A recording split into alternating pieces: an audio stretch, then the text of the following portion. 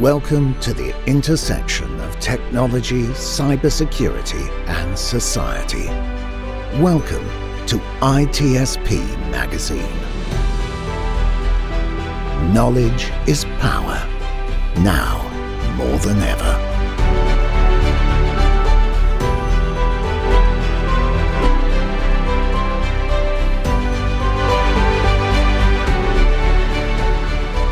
Hello, everybody. This is Marco Ciappelli. Welcome to another episode of Redefining Society podcast, where, of course, as the title say, we try to redefine or at least understand where society is going. I like to talk about the fact that the line between what is real and what is virtual is very blurry nowadays, and also with that, the way that technology become more physical and embed in our life, sometimes in our body, and definitely in the way that we communicate with each other.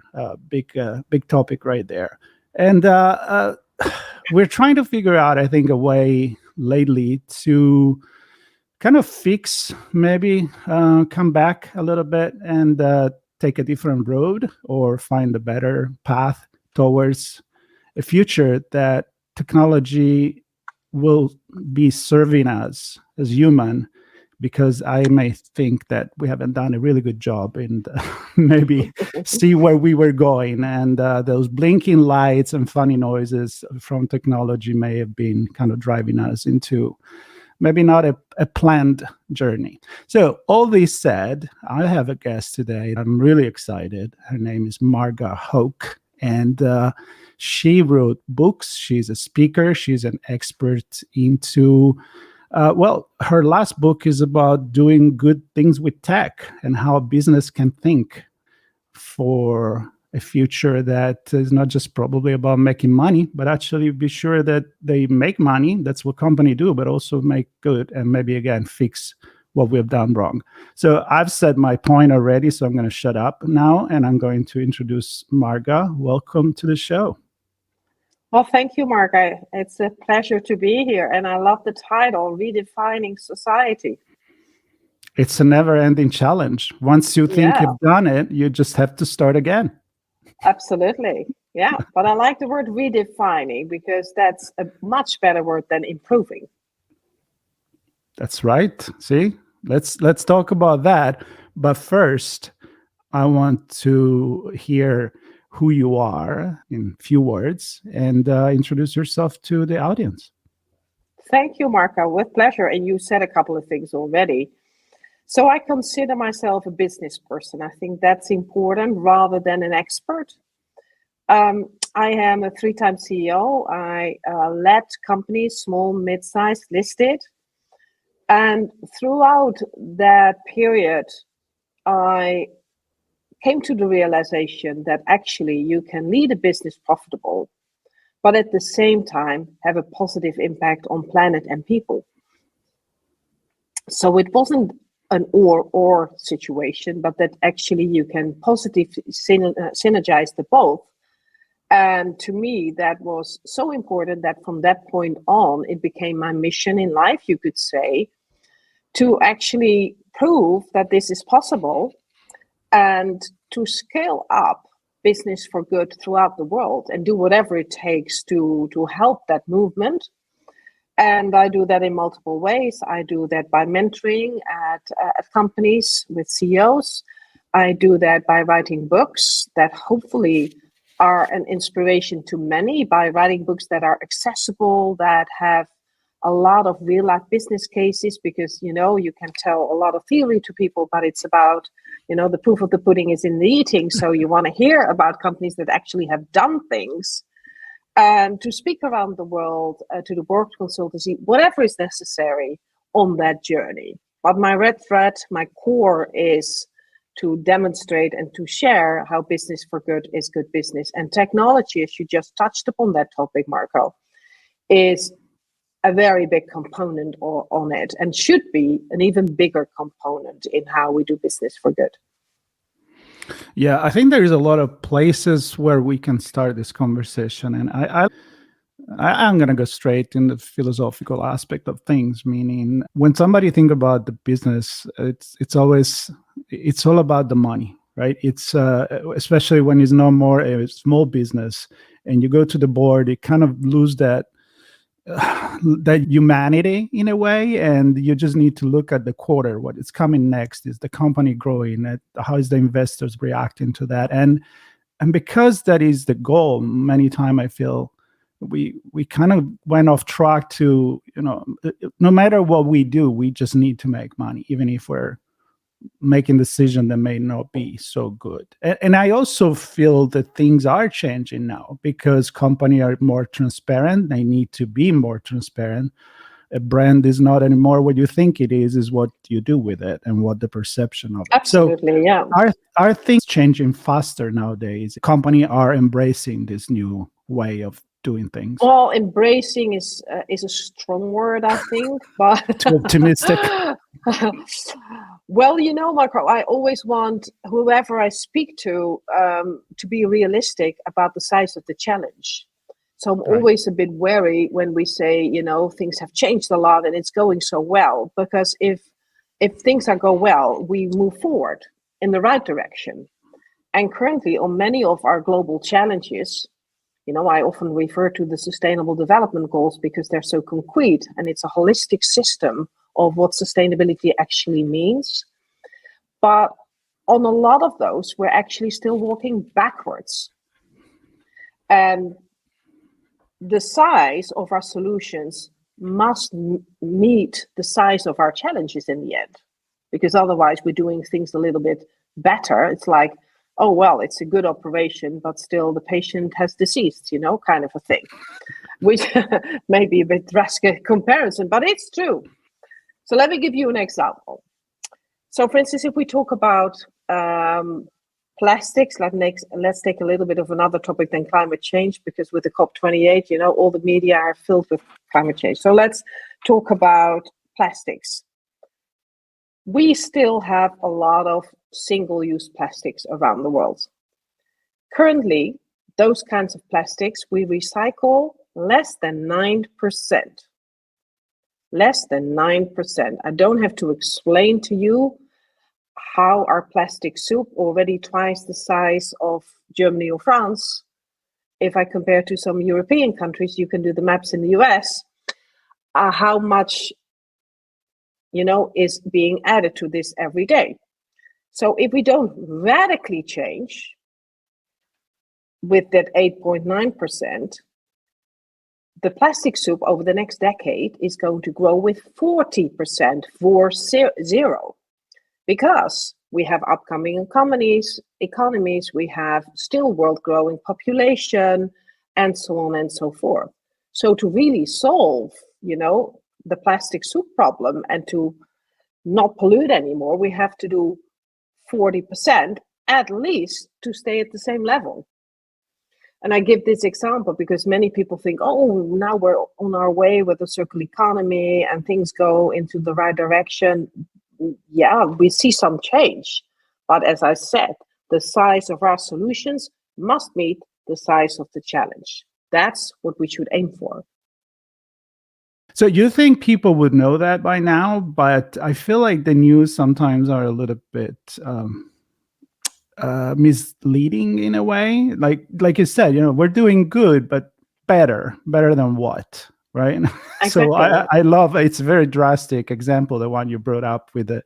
Yeah, it's a good. I know, and it's surgery. Not to depress the No, but it is the truth. I mean, we have to face it. Yeah, we have to face it. Now, I know that you talk about the fourth industrial revolution, and I think it's a very important topic because everybody, I'm assuming, knows what the famous industrial revolution back in the late 1700 was. And so how do you actually define the fourth industrial revolution, and what is the third too, and the second? So a little bit of history on what this change in our industrial system. A history lesson, but the just a quick. Two industrial revolutions were, of course, about the steam and to get fabrics, to get production going.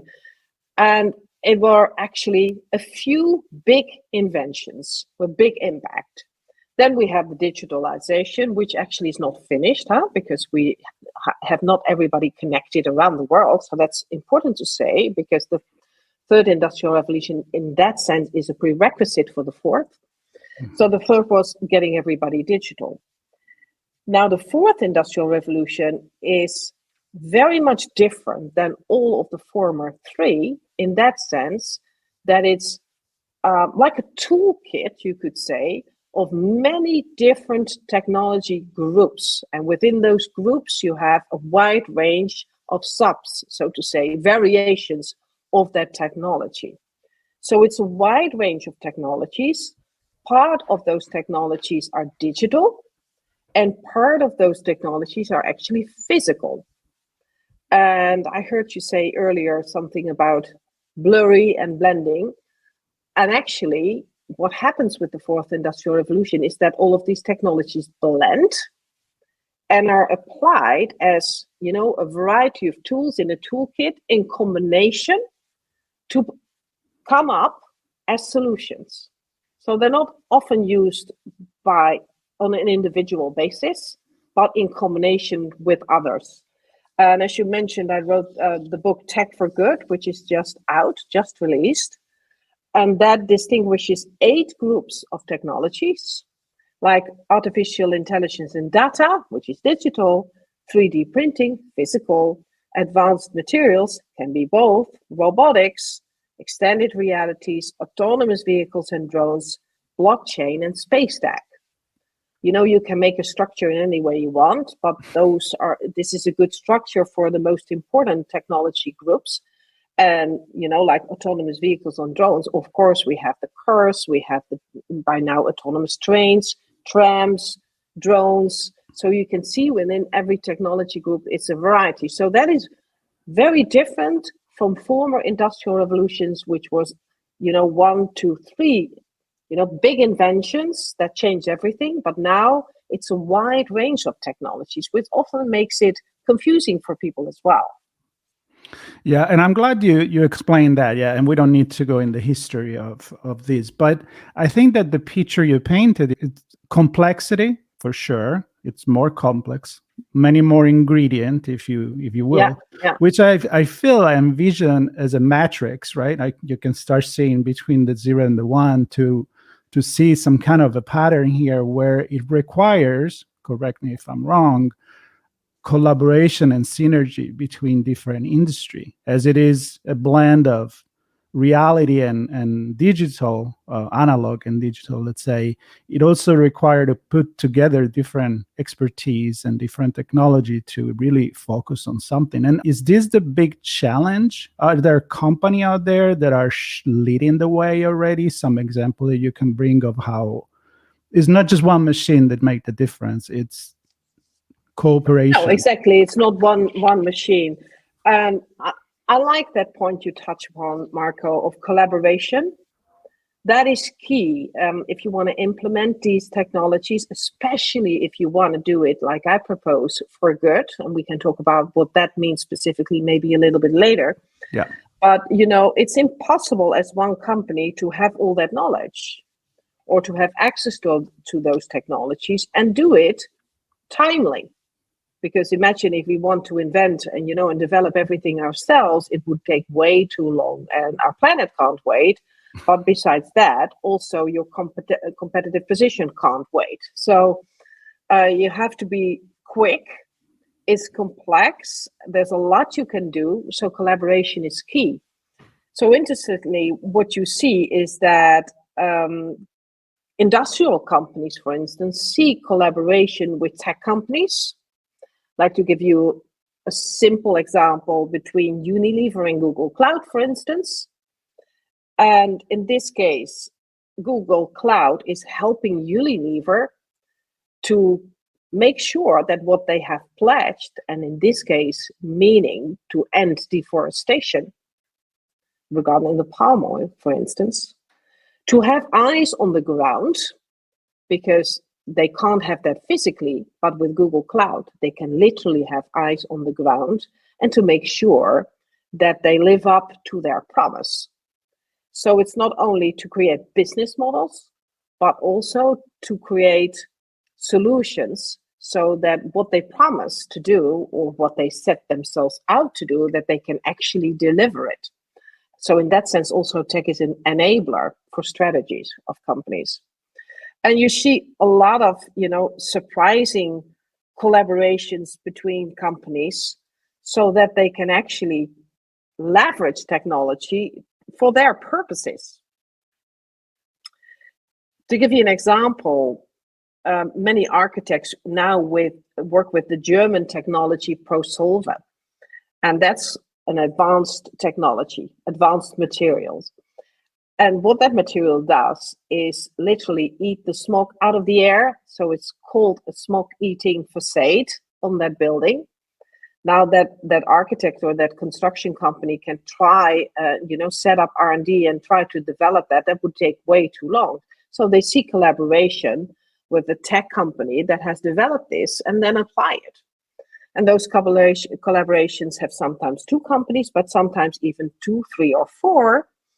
And also, out of the comfort zone collaborations with NGOs or think tanks or inventors arise, because that's the way to get things done, of course.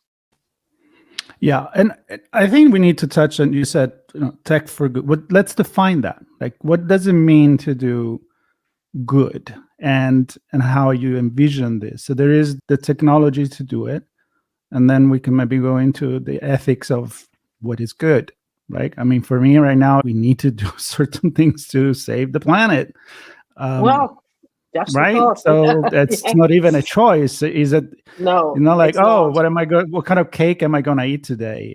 This is good for me. This is not. It's like, no, there's one cake. Otherwise, there's no cake. So maybe we can take it from the cake being the world, in your comparison. Let's go back to this industrial revolution. So the industrial revolutions brought a lot of innovation and brought certain progress for people, because we have light, we have heating and all that. But it came with a price. And it came with a huge price for the world that we actually cannot pay. So allow me to share another number where we are at. We don't treat the world as if, it has some boundaries. A lot of talk is around planetary boundaries. And currently, we literally overshoot the use of our planet by almost 2 planets. And that's indicated by World Overshoot Day. So today, World Overshoot Day, so, the day in the year where actually the credit of the world is gone because it can't recuperate from more use of resources or more pollution, that's what World Overshoot Day stands for, was on the 2nd of August. Don't have to tell you, there's many days after the 2nd of August. In 1970, it was 30th of December. That date stands for 1.75 planets that we use currently. With no real action, in 2030, that will be 2 planets, and so on. To solve this, we have to go back 5 days every year till 2050. Then we're back to 1 planet. So that's a huge challenge. And these are consequences that, were directly related to the former industrial revolutions. So we should learn from that. We should learn what technology can do and that it comes with a price. Now, with all that wisdom comes the responsibility, I think, to us as humans to choose wisely. And that means with this huge toolkit we just described of physical and digital technologies, I think we have the responsibility, the obligation to choose to apply those with a positive impact for the world and its people. That's what I mean with technology for good.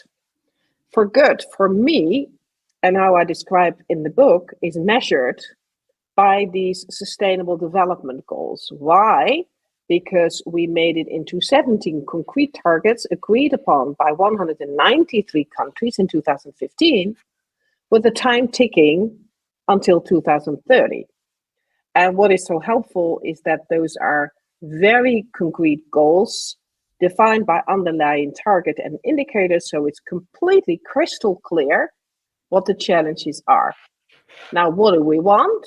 That if we apply technology, that we positively impact those and not negatively impact those. And technology can be our biggest ally in that. Especially this wide range of technologies has the ability to fast forward progress. We can even make up for lost time because we were too slow and too small scale for lost time. And has been researched that those technologies impact positively if we put our minds to it 70% of these SDGs. So we have gold in our hands, you could say, if we are serious about creating a better world for us all, then we have gold in our hands with these technologies. And the point is that doesn't mean that companies are not following their goal anymore, but they just reposition in a way their vision to say, I'm making money, I'm giving jobs, but I'm also doing good for the world. And as you're throwing number there is one that really stuck into my head when I was reading about your book, where you said 69 of the world's largest economy are company, not government.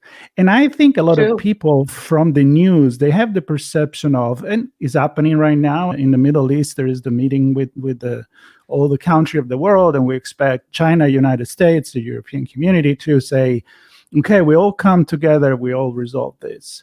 But it seems to me that with the number that you put in the book, it is more of an economical decision than a political decision if we really want to do that. Does it make sense? Yeah, and with that economical decision, we can push political decisions. Exactly. Yeah. And that's what I missed, for instance, with the COP28 so far. I mean, there was this letter of 100 CEOs, writing a letter what they expect of COP28, and they want governments to do this, that, and the other, and they all are kind of perfect because they are aligned with their own 2050 goals. And then what?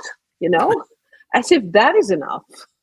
Why don't you say we, being such a huge economical power, potentially for good, are going to raise the bar so and in such a way, whatever way they propose.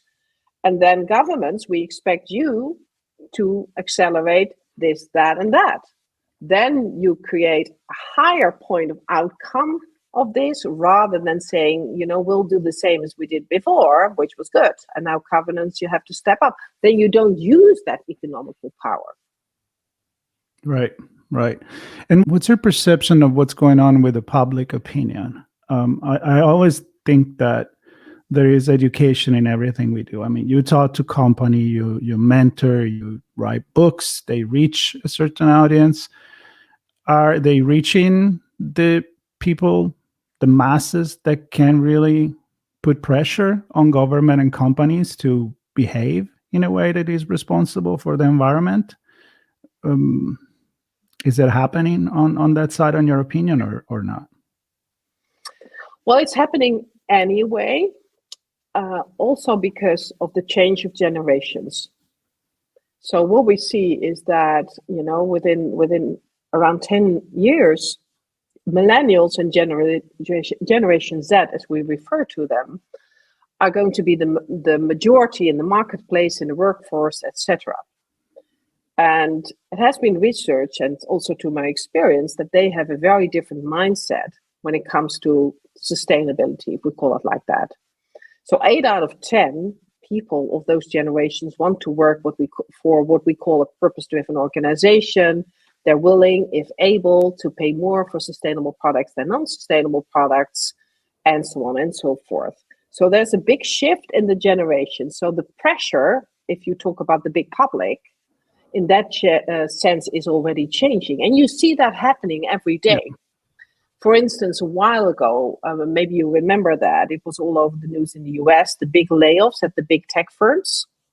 And then young people stood up and said, we don't want this happening like this, because we have people living in war zones. We have people that live on the visa, which is connected to their job. So we want a change in the process. They demanded it. It was all over the media. And of course, they achieved maybe not all of their goals, but definitely part of it. We have a whole movement of Greta Thunbergs and the likes, that just don't accept a lot of the talk and smooth talk that people do between each other, but say, hey, listen, it's not relevant if you're going to debate whether your bucket should be blue or red if there's a big fire. Comparisons like that. So that's going to be a huge driver for change. Also, the economics around renewable energies and new ways of production with these new technologies, for instance, in manufacturing, the price of the innovations is going to lower rapidly, and if not by political decisions, it's going to, be phased out due to lack of competitive position, because these are markets that are phasing out anyway, and the new markets are phasing in regardless of political decisions.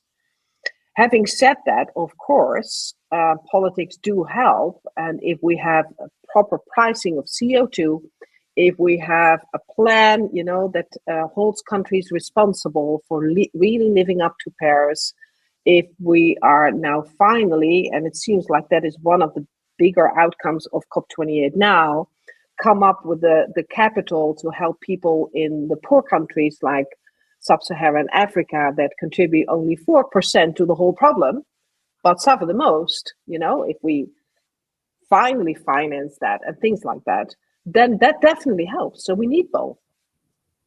And we go back to where we started, like technology that is more complex, but it can be rearranged in a way that it turned out to be functional.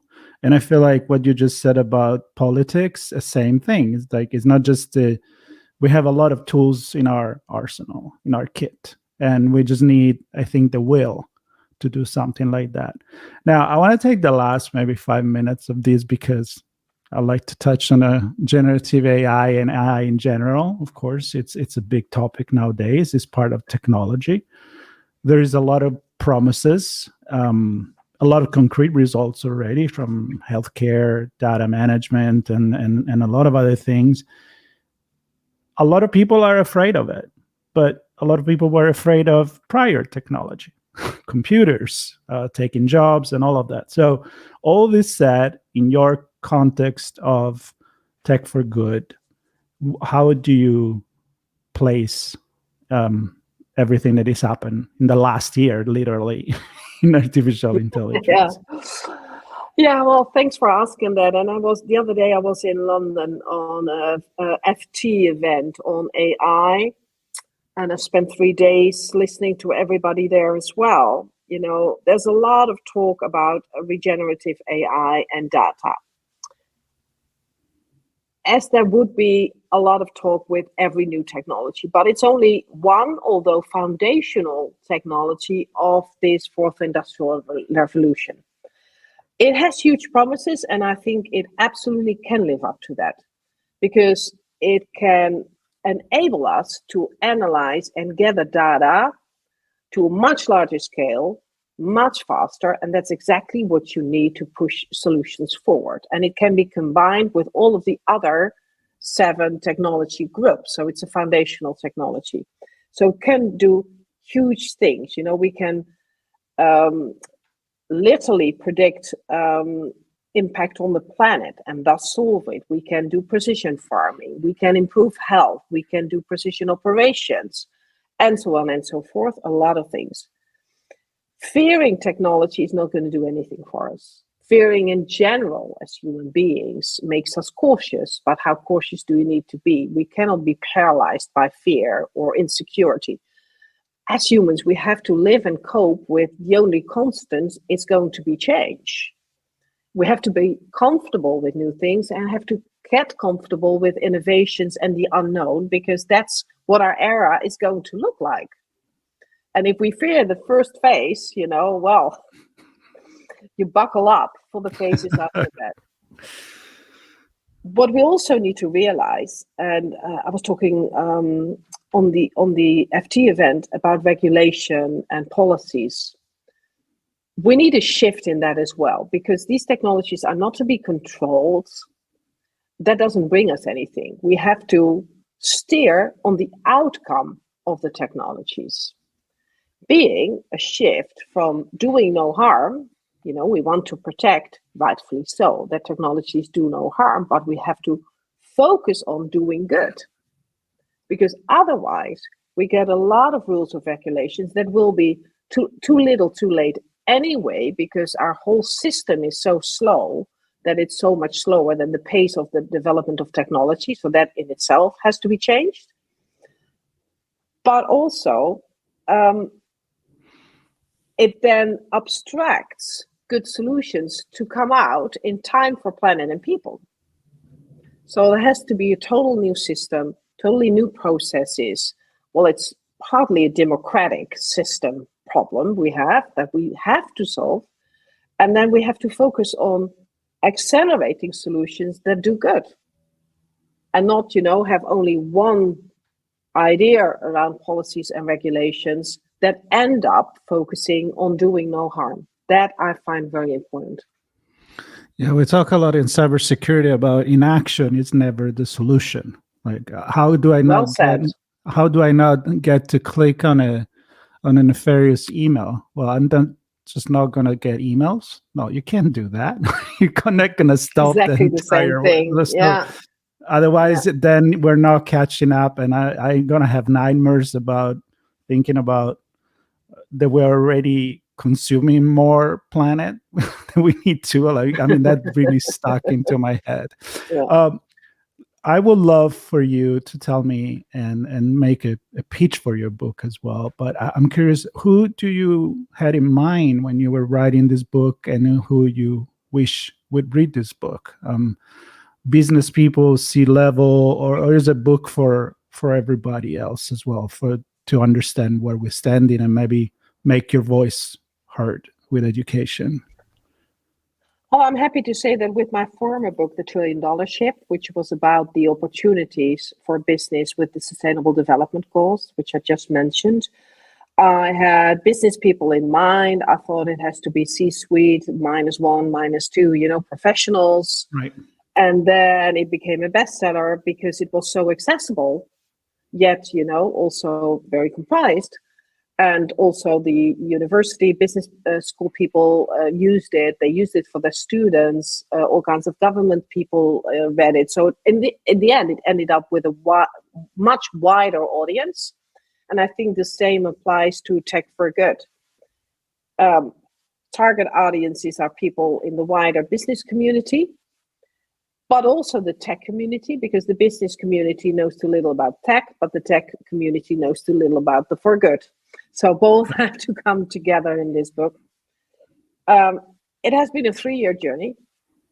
So I wanted to describe all of these technologies in a very clear way. Because I find, for instance, in boards that many board members are too afraid to ask, what is this technology actually about? Because they're supposed to know. Nobody knows. So all these technology groups are described in a clear way.